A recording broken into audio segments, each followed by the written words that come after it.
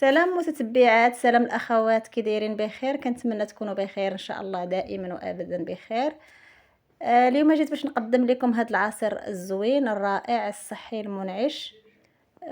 عصير مقوي.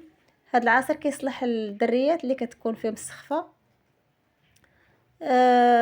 مقوي ليهم وزوين. فيه مكونات مقويه وصحيه.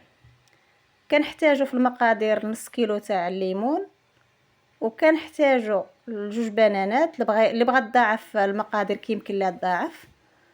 وكنحتاجو شويه ديال النافع، وكنحتاجو القبيصه شويه ديال القرفه، وكنحتاجو القبيصه ديال المسكه حره كتدقيها مع السكر، وكنحتاجو البيضه بلديه. انا كنسلقها، كاين اللي كيديرها خضراء، انا كنسلقها باش كتفادى تكون شي فيروس في البيض ولا شي حاجه، كتفاديه كتسلقيها.